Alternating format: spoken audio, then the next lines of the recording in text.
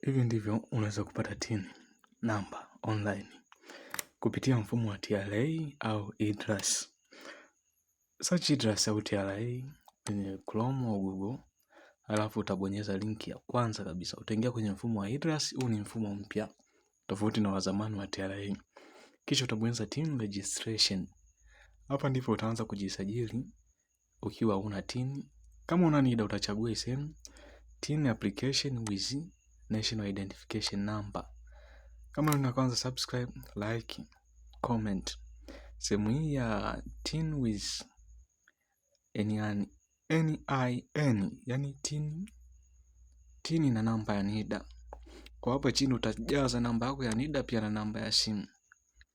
Alafu utachagua nani business.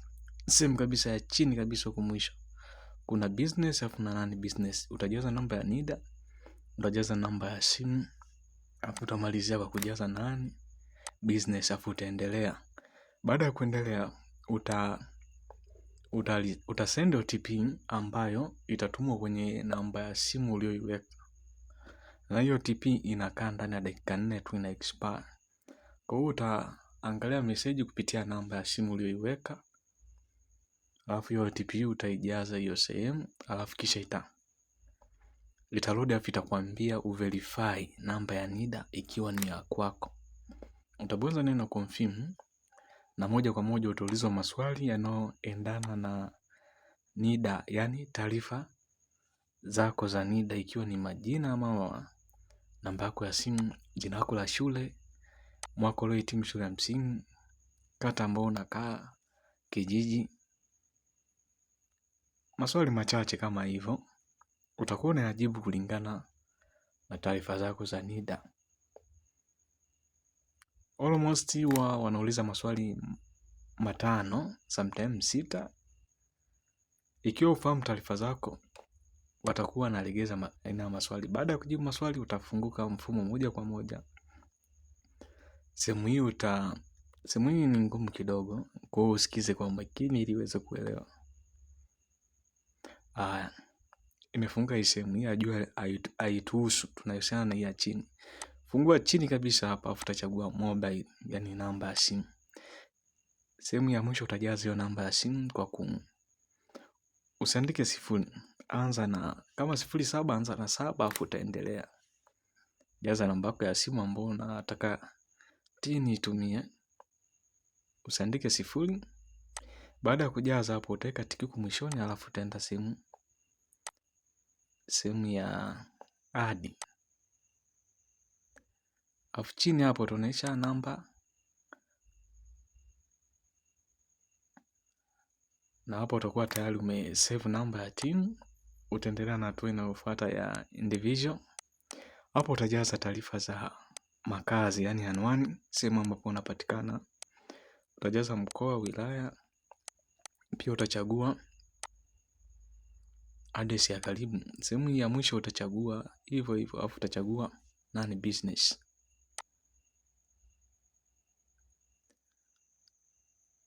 Sehemu inayofuata ni makubaliano, declaration. Utakubali kwa kuweka tiki sehemu,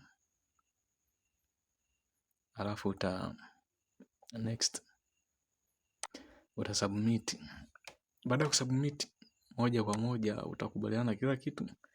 Boom, utakuwa umepata TIN number. Subiri, kuna ugumu kidogo kwenye kupata TIN certificate. Acha nikuoneshe namna gani ya kupata TIN certificate. Baada ya kupata TIN number, utaicopy hiyo TIN number, alafu utarudi sehemu ya login, yani sehemu ya kuingia.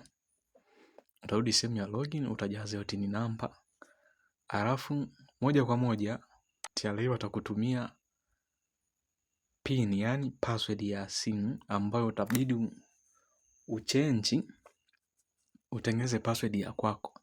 Yani password ya kuingia kwenye mfumo utajaza TIN, ila password utatumiwa na TRA kupitia namba yako ya simu ambayo umejisajilia. Utaijaza hapo, ikiwa inakusumbua kuna sehemu ya kureset password. Kwa unaweza kuomba password nyingine. Jaza TIN, jaza na password yako, alafu sign in, yani kuingia kwenye mfumo. Baada ya kuingia kwenye mfumo utabonyeza sehemu ya POT.